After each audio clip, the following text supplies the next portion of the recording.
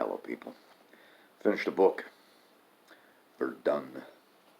Uh, this is a book that I just pulled off the shelf. I have read this before, but I was probably in my 20s when I read it. There's actually, sections of the book that I remember reading. It's a pretty good book. I'm packing up some of my books down here because, I don't know, I've spent a lifetime collecting books. I've got a lot. And I'm not sure if they're safe here with the hurricanes, because my wife had a couple of books that were sitting somewhere where they got wet, and a couple of them were written in the 1800s, and I don't want to lose books like that. So I'm taking some north with me. I don't know, I can only take some. I'm going to try and put up some more shelves in my cabin. Anyway, let's get to the book. This book was written in 1961. It's only 250 pages. Here it is Monday, and I started reading this Friday night, so it didn't take me long to read it all. I've had this book for so long that it has these little stickers in the front that says, "From the library of," and then I signed my name there. I don't know if you should sign your name or print your name on them. I've got, I don't know, 50 books with those stickers in there. I should probably get some more. Verdun was a city in the center of a bulge in the lines. And the Germans thought that they could, since they could fire on it from three sides, that they could take this city. They never did take Verdun. They got to like a mile and a half away from it. This battle, all these individual battles are grouped together and called the Battle of Verdun. It lasted for months.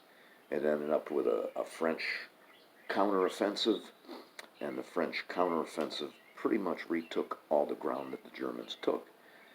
And it was just pointless.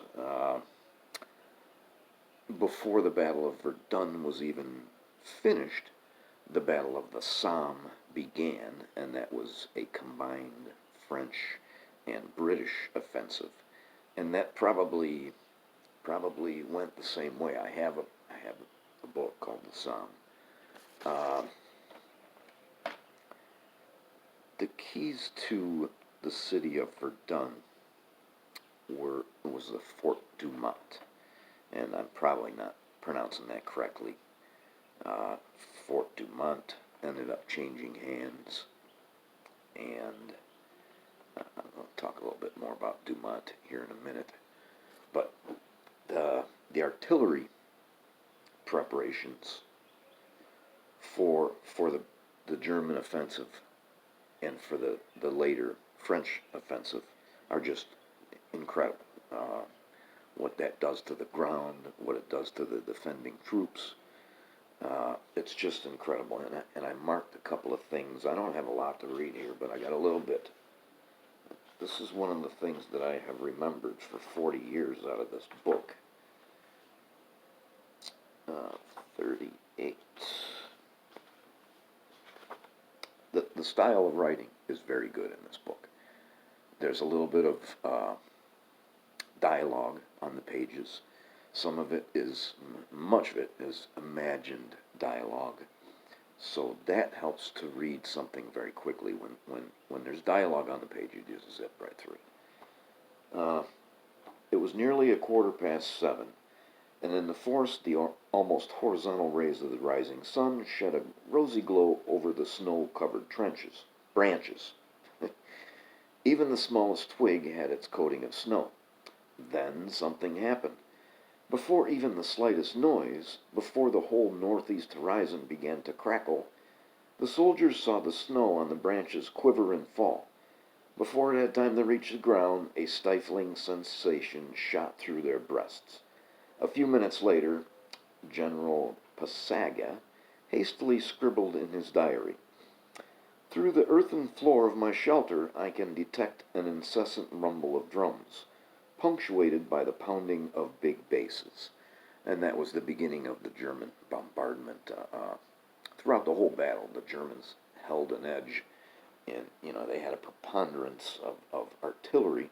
It wasn't like that at the end of the war. Uh, Especially in the beginning of the battle, the French were constantly saying, "Where the fuck is our artillery?" Page 41.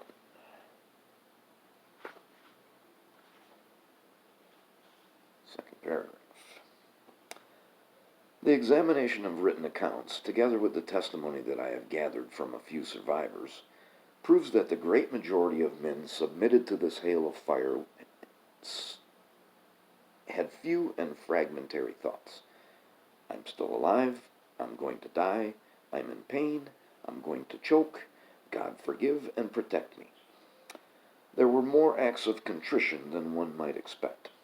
Survivors have told me that after the first hour, they realized that they were exhausting themselves by the emission of a continuous plaintive sound. Very few lost control of their bladders or bowels. Anxiety and apprehension cause these organs to relax, but the fear of immediate death has the effect of contracting them. After a certain length of time, a few soldiers managed to think in less elementary terms, or rather they found themselves voicing a protest aroused by awareness of their situation. Where is the goddamn artillery? The French artillery, of course. The Germans end up taking this Fort Douaumont, and they also take another fort where there's much heavier fighting, and the other fort is spelled V-A-U-X. So that's probably pronounced view, or, vo? I don't know, but I know that you don't pronounce the X. But elsewhere, I've read two different versions of the taking of Fort Douaumont, which was a big deal. It was a morale booster for the Germans. It was a blow to the morale of the French. But when the Germans got there, the French had lost all confidence in the effectiveness of fortresses, so they had stripped the guns from there, and really there was just some soldiers there that they called territorials. They were a little bit older. So once the Germans made it through, the hell of the ground around Douaumont, they were able to just climb and get inside and take these guys prisoner. In fact, there was actually a front door. There were several doors, but there was a big main front door with a drawbridge, and that was open. And had they known that, they could have just walked right in there. The other versions that I've read was, one was this romantic thing of the brave Germans, advancing through a hail of fire and flame and gas and climbing through the window and fighting room by room through there, which has no, it doesn't correspond to reality at all. The other one was they had just jumped through a window and done the same thing, taking these guys prisoner. The Germans decide to defend this when the French have their counteroffensive, and they try, but the French just pound the thing with artillery, and they have these 400 millimeter mortars that they manage to make quite a few direct hits on the fort, and the Germans they can't do anything. But there's still some that set up machine guns, and why they just don't surrender, I don't know.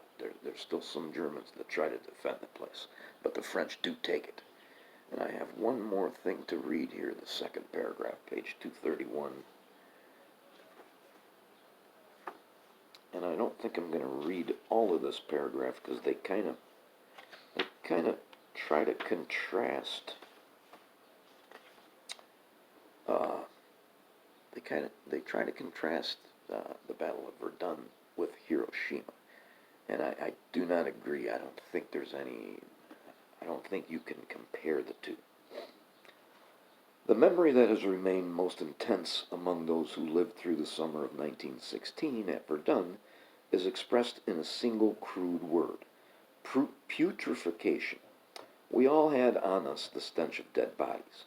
The bread we ate, the stagnant water we drank, everything we touched had a rotten smell, owing to the fact that the earth around us was literally stuffed with corpses. Among the total of 500,000 French and German dead, it has been calculated that at least 150,000 were never buried, but were simply absorbed into the ground.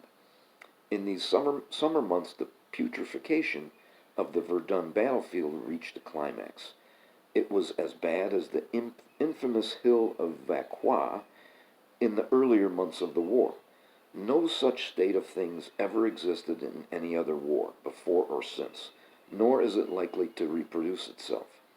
The image of human beings reduced within a fraction of a second to nothingness, as they were at Hiroshima, the pictures of the burnt and maimed survivors and the knowledge of the damage done to their unborn children, the accounts of the minutes and hours immediately following the explosion, all these lead us to believe that the scene was one of tragic confusion like that of 1914, 1918.